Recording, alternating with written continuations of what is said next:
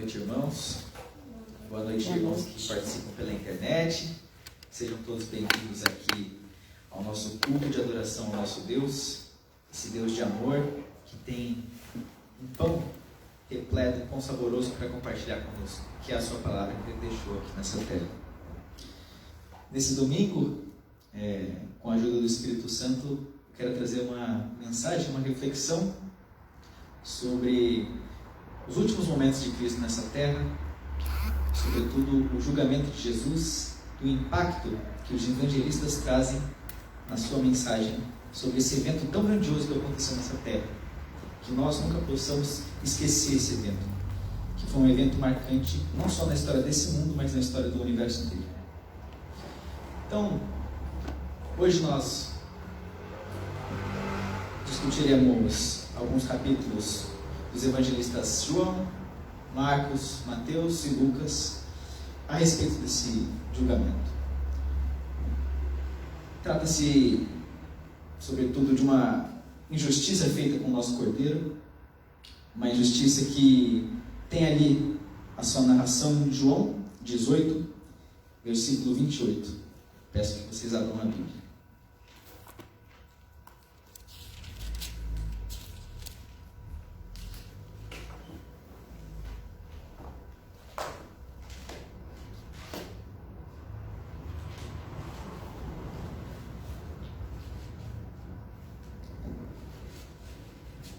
Jesus perante Pilatos.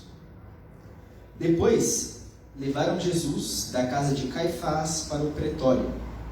Era cedo de manhã, e eles não entraram no pretório para não se contaminarem, mas poderem comer a Páscoa.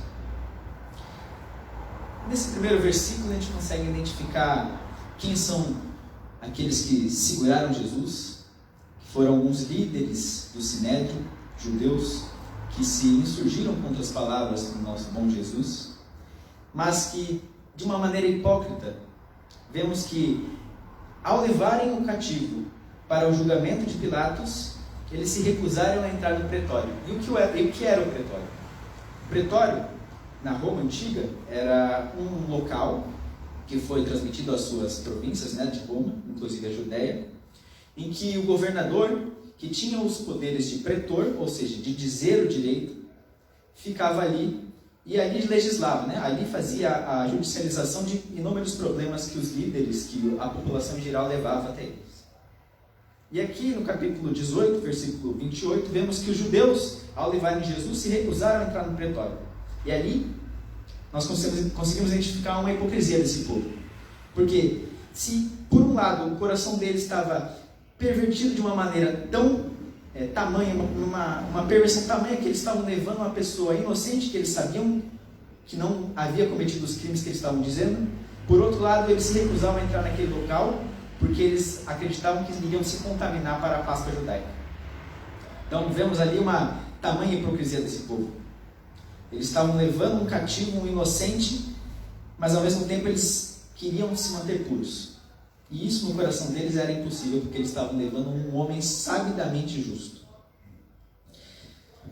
Hoje, a reflexão que eu quero trazer é uma reflexão que passa os evangelhos. Então, passaremos agora por João, e esse relato ele é feito tanto por Lucas, Marcos e Mateus, por pontos de vista diferentes, e vão narrar situações ali delimitadas. E aqui, nesse capítulo 28, vemos uma situação específica, que é esse primeiro momento de relutância do povo judeu de entrar na casa de Deus.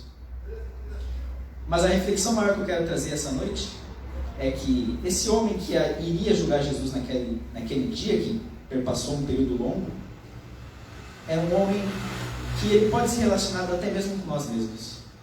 Existe um pouco de Pilatos em cada um de nós. Em todos os momentos de relutância que aquele homem teve em julgar o Jesus, o nosso Cordeiro, alguns momentos na nossa vida em que nós nos assemelhamos desse homem. Quando relutamos, quando nos afastamos da palavra de Deus, quando nos afastamos da verdade, quando nos é permitido retornar essa verdade, como Jesus permitiu a Pilatos, mas às vezes nós erramos. E Deus está de braços abertos para perdoar os nossos erros, mas, sobretudo, temos que pensar que não somos inocentes. Esse julgamento era uma substituição uma substituição pelos crimes que nós cometemos conjuntamente. Concebemos em pecado, somente o Cordeiro de Deus era possível para substituir o nosso crime. Ele tinha que levar a culpa pelos nossos pecados. Inocentes, nunca. Nem quando nós fomos para o céu. Mas perdoados, sim. Resgatados, sim. Essa é um pouco da mensagem que nós vamos refletir esta noite. O segundo evangelho que gostaria de ler aqui com vocês tratará propriamente das acusações que aqueles judeus estavam levando. Porque aqueles judeus estavam levando um homem inocente, e eles sabiam disso. E os crimes que Jesus para eles tinha cometido eram crimes de natureza religiosa. Havia um homem que falava que era filho de Deus, que era Deus, que estava ali naquela terra antes mesmo de Abraão. E aquilo, para a mentalidade judaica pequena daquela época, era impossível, era uma heresia. Jesus estava movimentando aquela ordem judaica e aquilo perturbava muito eles. Então eles tinham que levar a autoridade romana naquela época um crime que era possível de ser punido pelo romano. Porque já naquele momento a Judaia era ocupada pelos romanos e eles não tinham o direito de decidir sobre a vida e a morte de qualquer que seja o cidadão. Então, antes mesmo, um pouco antes desses versos que nós estamos lendo, Jesus vai ao Sinédrio e lá é condenado pelo tribunal judaico. Mas o direito de vida e morte não era permitido aos judeus decidir. E por isso eles levam Jesus a Pilatos, para que a autoridade romana decida. Então, eles têm que perverter toda a história para que aquele crime, tido por eles como religioso, transforme-se em um crime político, um crime civil. E aí, eles pegam a narrativa, inclusive, que Jesus fez ali 4 dias antes, em sua pregação no monte, e falam: olha, esse homem, ele não quer pagar tributos a César, não quer pagar tributos ao imperador. Ele está pervertendo aqui a Judéia para que se levante contra o imperador, e por isso, Pilatos, esse homem tem que ser julgado. Ele motiva nas multidões, ele quer atentar contra a ordem de Roma. Então veja que aquele crime que antes era um crime religioso na visão dos judeus é pervertido a um crime político. E antes mesmo, 4 dias antes, como eu ressaltei, Jesus havia dito, quando questionado ali, em uma armadilha preparada pelos judeus, quando foi lançada uma moeda, Jesus olhou e perguntou: quem vocês identificam nessa moeda? E o judeu ali que queria fazer uma cilada para Jesus falou: é César. E Jesus respondeu: então, é lícito pagar tributos a César, Jesus? E Jesus respondeu: dai a César o que é de César. Ou seja, a esta moeda que possui aqui uma imagem do imperador, você é lícito devolver a ele. Mas dai a Deus o que é de Deus. É necessário fazer essa separação. Era essa a mensagem que Jesus estava trazendo. E ali, quando os judeus levam a Pilatos, eles pegam esse momento da vida de Jesus para fazer uma enganação e fazer ao governador entender que aqui era um crime passível de punição. Então, vamos ler aqui Lucas, capítulo 23, versículo 2.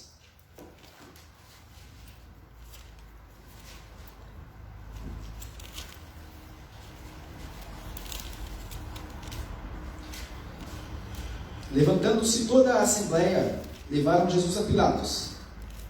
E ali passaram a acusá-lo, dizendo: encontramos este homem pervertendo a nossa nação, vendando pagar tributo a César e afirmando ser ele o Cristo, o Rei. Então, Pilatos ali, estranhando aquela situação já de um primeiro plano, pergunta.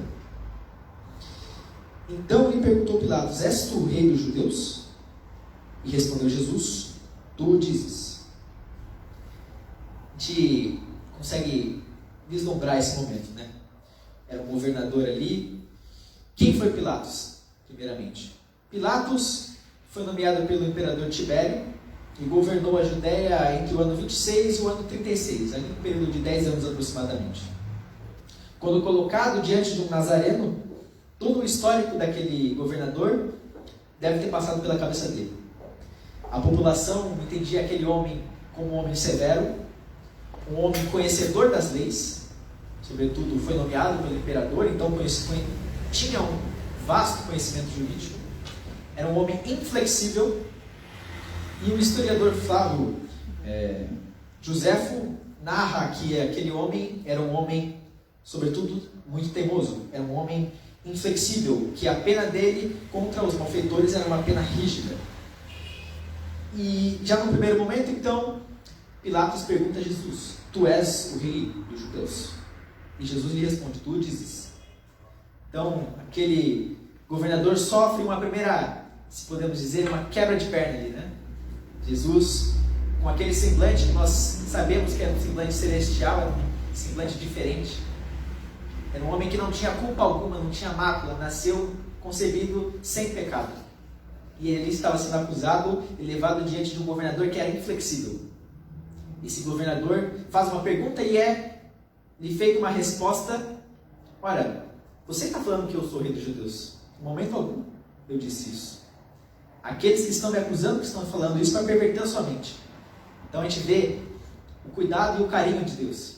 Que naquele momento, diante de um homem que estava a frente com um ser celestial, ainda lhe dá uma capacidade de refletir. É o Espírito Santo ali presente, na presença de Jesus, falando: olha, aqui está ocorrendo uma coisa injusta.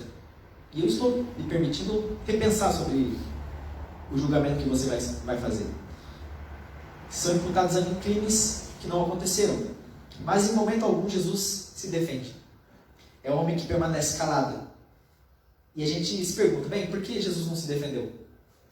Ele tinha o poder, ele tinha tamanha comunhão com Deus que em qualquer momento ele podia fazer miríades e miríades de anjos para o tirarem dali. E Jesus, a gente vai ver aqui um pouco mais para frente, fala que realmente ele poderia ter feito isso. Mas ele não fez, ele ficou quieto. E a gente tem que entender que ele ficou quieto porque a ele era exigida essa atuação. Somente ele poderia substituir a gente. Era ele, aquele homem inocente, concebido sem pecado, que tinha que estar no lugar da gente. Apenas ele foi feito, ele nasceu nessa terra com essa proposta. Deus preparou desde o início esse plano da salvação.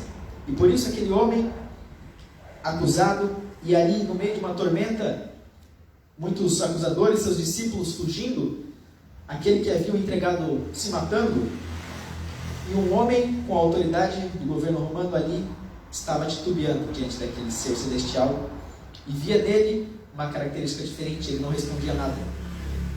E isso nós podemos identificar no capítulo 27, verso 19 de Mateus. Vamos dar uma lida.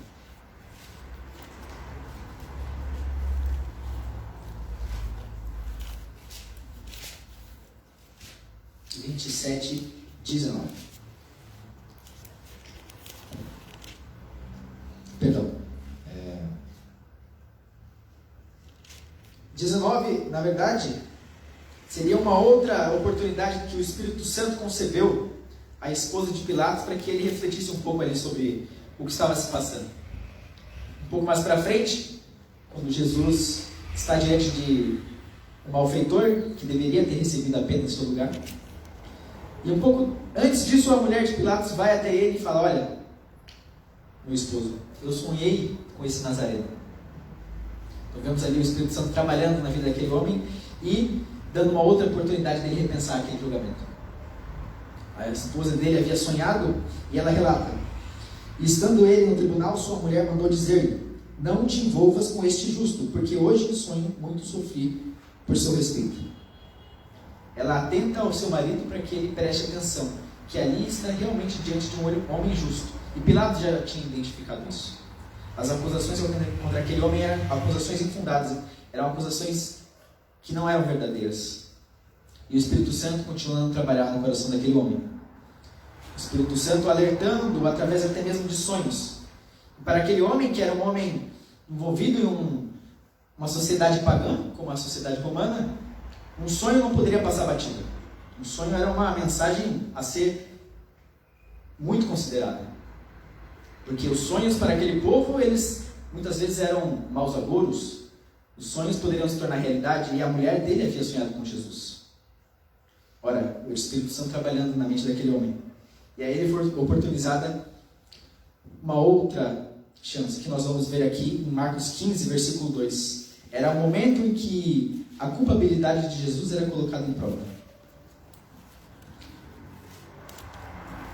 Novamente aqui vemos o versículo que se repete em Lucas. E Pilatos o interrogou: és tu o rei dos judeus? E respondeu Jesus: tu dizes. Então os principais sacerdotes o acusavam de muitas coisas.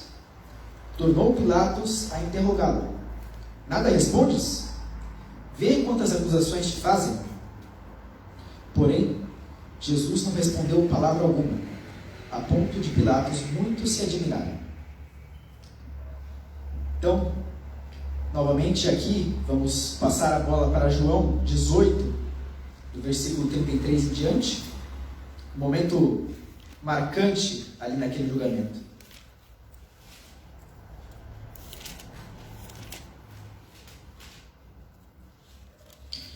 Tornou Pilatos a entrar no pretório. Chamou Jesus e perguntou-lhe: és tu o rei dos judeus? Respondeu Jesus: vem de ti mesmo esta pergunta, ou te disseram outros a meu respeito?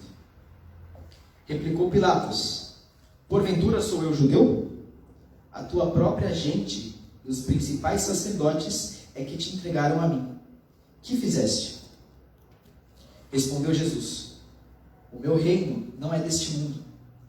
Se o meu reino fosse deste mundo, os meus ministros se empenhariam por mim, para que não fosse eu entregue aos judeus. Mas agora o meu reino não é daqui.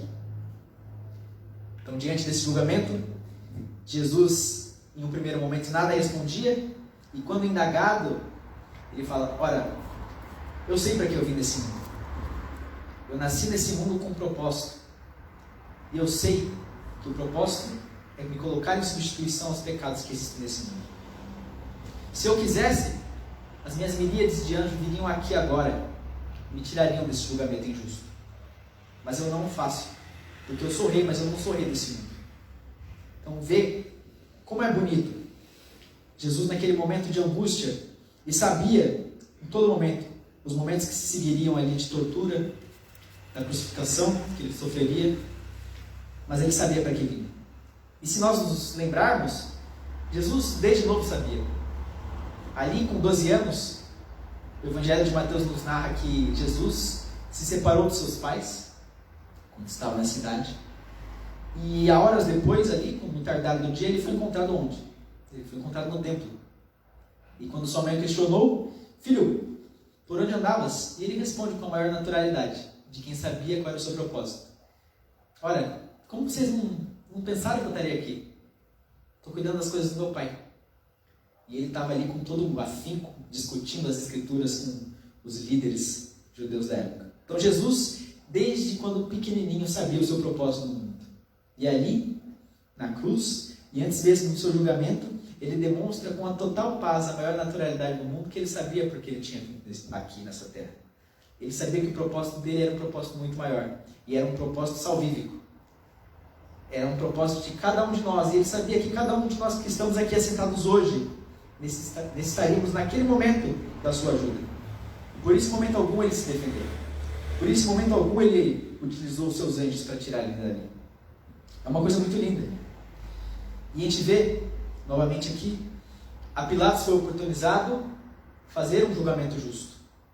O Espírito Santo trabalhou na resposta de Jesus, ali as acusações que os judeus traziam a ele, sobre ser rei dos reis ali da Judéia.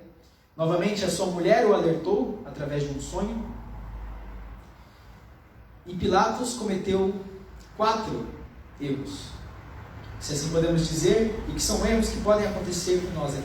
E por isso que no início da pregação eu falei que esse momento da Bíblia ele é tão importante para nós entendermos que é possível existir um Pilatos em cada um de nós. E nesses evangelhos, Pilatos reconhece aquele homem e vê que nele não existia culpa alguma. 3 vezes. Se vocês lerem detidamente as Escrituras, 3 vezes Pilatos viu que aquele homem não tinha nenhuma culpa. Mas ele errou em 4 momentos. Eu queria que nós estudássemos um pouco desses momentos. Quando ali trouxeram o nosso Jesus para Pilatos, ele fez o que chamamos aqui no direito de uma exceção de incompetência. Ele falou: olha, vocês me trouxeram esse homem fazendo essas acusações, mas vocês me falaram que ele é nazareno, certo? Ele é da região de Nazaré? Sim, ele é. Aí fora, eu sei que aqui na festa de Páscoa, o governador Herodes está passando aqui pela região. E Herodes é o responsável por tratar das questões ali de Nazaré. Então que nós pegamos essa causa, como no direito nós falamos, e nós façamos uma exceção de competência. Levamos para outro governador julgar. E ali ele levou para Herodes julgar. Esse é o primeiro erro que Pilatos comete. Ele quer transferir a responsabilidade a outro. E esse é o perigo. Esse é algo que pode existir aqui. É algo que nós temos que nos atentar, uma vez quando somos cristãos. Que nós não devemos transferir a responsabilidade para outros. É comum, às vezes, que em famílias, os irmãos, o pai e filho, o avô e o neto, queiram transferir para outra responsabilidade que a ele lhes cabe. E isso é muito arriscado. E Jesus, nesse momento, mostra que Pilatos cometeu uma decisão muito arriscada.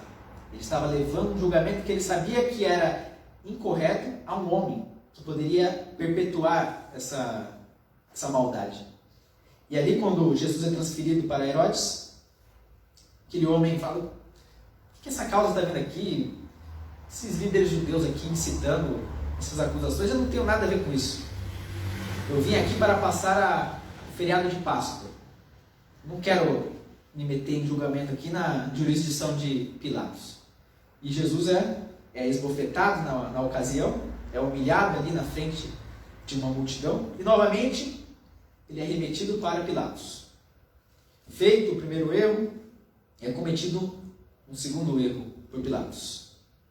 E esse erro, ele perpassa um problema. Era uma prática comum ali daquele povo, aquele povo judeu, na época da Páscoa, soltar um homem.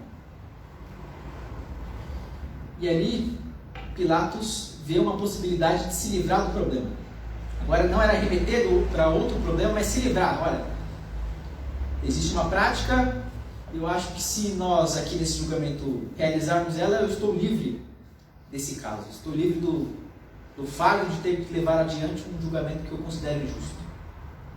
Então ali ele incita a população a decidir se eles querem soltar Barrabás ou se eles querem soltar Jesus, conforme a tradição judaica assim descrevia.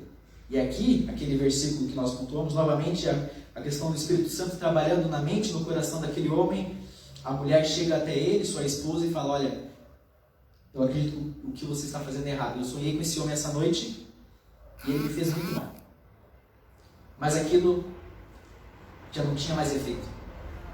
Pilatos tinha levado, conforme o costume judaico, Jesus a uma tradição. E ali foi soltado Barrabás. A população, a Bíblia nos conta que os líderes judaicos perverteram aquela multidão, e nós podemos entender que a presença de Jesus era tão forte que muitos daqueles que viam aquele julgamento realmente acreditavam que aquele homem era justo, mas os líderes perverteram aquela multidão e fizeram com que eles gritassem um brado com muita força: Barrabás! Queremos Barrabás! E assim foi feito. Barrabás foi solto conforme a tradição judaica. E esse é um alerta que fica para a nossa igreja esses dias. É muito fácil nós nos livrarmos de problemas conforme tradições. Às vezes, os mandamentos que Deus nos deixa são mandamentos que vão contra tradições desse mundo nosso caído. Se nós queremos colocar essas tradições à frente dos mandamentos de Deus, nós vamos estar cometendo o mesmo erro que Pilatos fez. Colocando tradições para se livrar da culpa, para se livrar de um justo julgamento, para se livrar daquele homem que não existia mácula alguma, aquele homem concebido sem pecado. Mas esse foi o segundo erro de Pilatos. Existem mais. Outro erro de Pilatos que nós identificamos foi a questão do açoite. Ele se viu ali em um julgamento que não tinha escapatória. Os líderes queriam sangue, queriam que aquele homem fosse crucificado. E Pilatos muito pensou, viu, sabia que aquele homem não tinha culpa alguma. E para satisfazer uma sede de sangue daqueles líderes, ele falou, bem, é um versículo muito pequeno que está nessas escrituras que fala assim, torturai-o, soltai-o. Ele queria satisfazer os anseios de sangue daquele povo com a tortura, se livrando então de um julgamento de morte. Ele entendia que aquele homem não tinha culpa alguma e para isso ele estava disposto a torturar aquele homem. E aqui a gente abre um parênteses para ver que o povo romano naquela época ele tinha se especializado na questão da tortura. Os açoites romanos, a pena de açoites romanos, eles inclusive eram calculados, ou seja, quantos açoites um homem era capaz de sofrer sem que ele morra. Então a gente vê a covardia de Pilatos nesse momento. Ainda que aquele homem não fosse levado à crucificação, ele seria açoitado ao ponto de quase chegar à morte. E esse número era calculado em 39 vezes, porque aquele povo, diante de tantos e tantos julgamentos que eles tinham feito com tortura, eles perceberam que por volta da 40ª chibatada, aquele homem morria. Então eles davam menos uma chibatada. E esse parênteses que a gente tem que fazer, ele é mais profundo ainda, porque os açoites romanos, eles aconteciam em praça pública, eles aconteciam com o indivíduo ali julgado despido, às vezes nu, às vezes apenas com um manto cobrindo suas partes íntimas, e eram revezados os torturadores, eram revezados os instrumentos de tortura, eram usados chicotes, eram utilizados varas, às vezes um caniço, apenas como uma vara de pescar que era desferida, chibatada no abdômen, nas pernas, no rosto, nas nádegas, nas pernas daquele homem.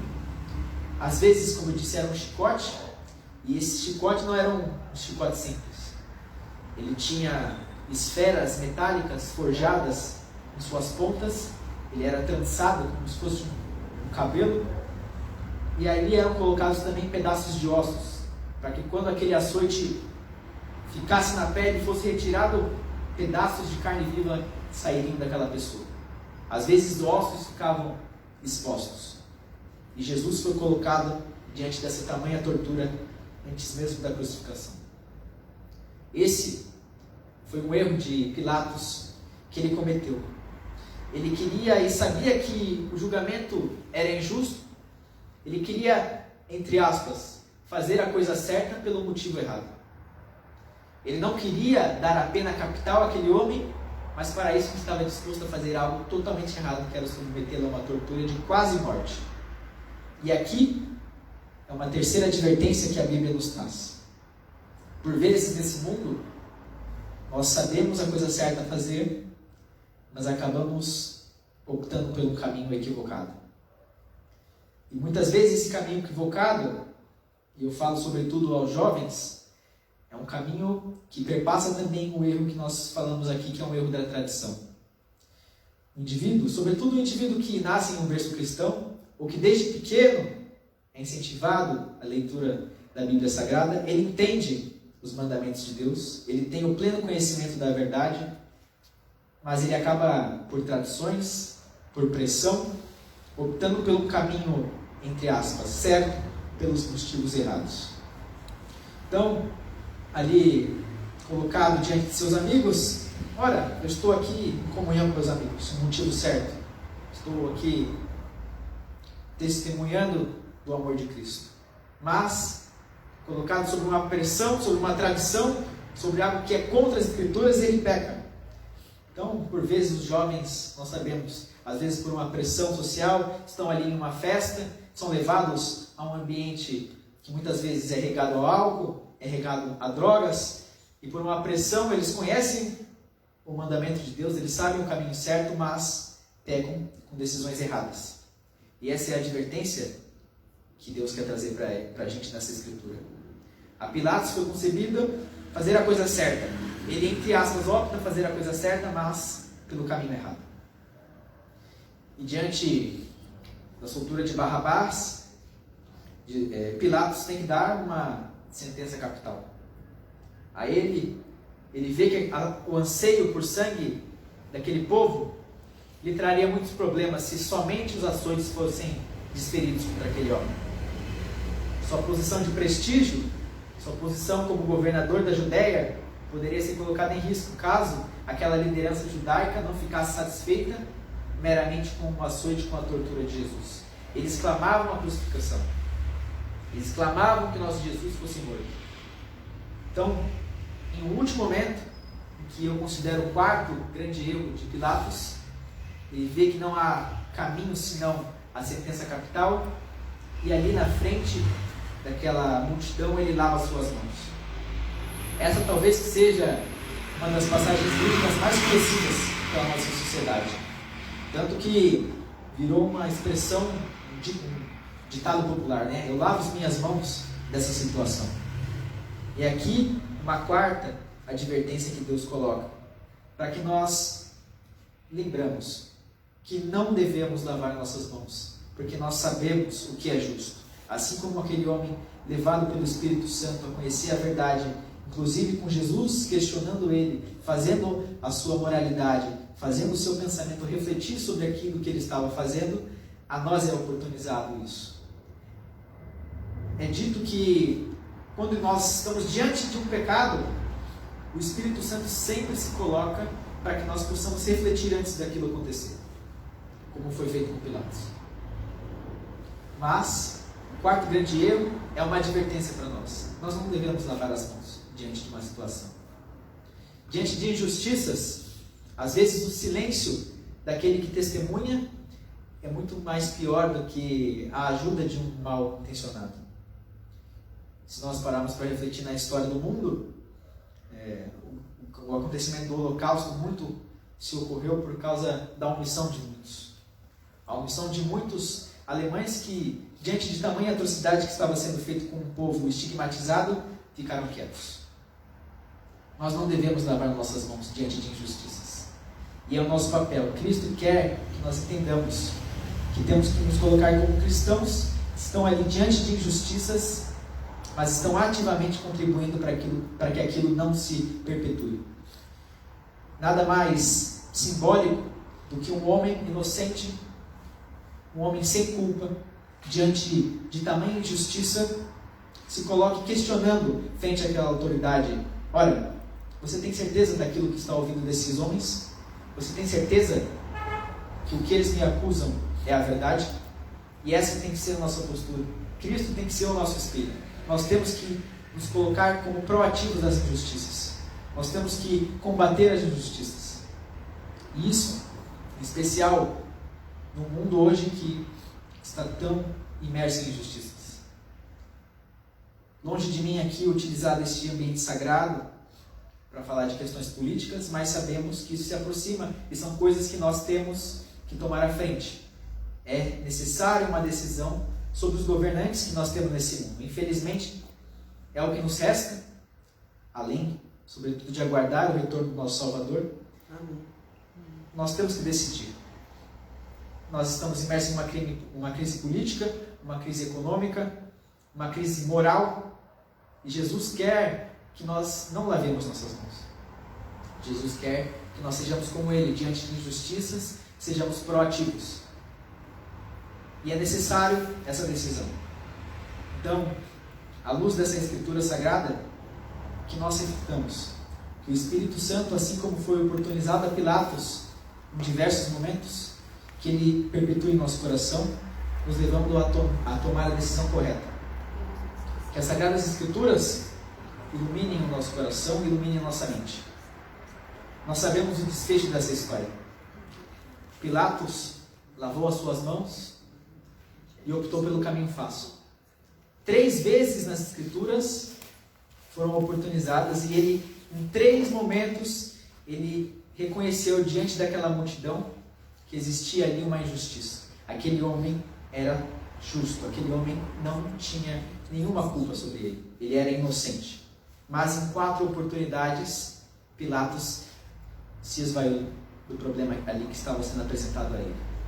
No primeiro momento, quis transmitir a outra responsabilidade. No outro, quis, por uma questão de tradição, se esvair do julgamento que lhe era cabido. Em outro, ele tentou se livrar do problema através de uma de um clamor da multidão que ali estava diante dele. E por fim ele lava suas mãos, em um ato de total covardia. E a mensagem que essa noite fica para nós é que nós nos afastemos cada vez mais da covardia desse homem, cada vez mais nos inspiramos na justeza, naquele caráter inabalável de um homem sozinho, enfrentando as injustiças de um julgamento e de um mundo pervertido em pecado. Amém, irmãos? Amém.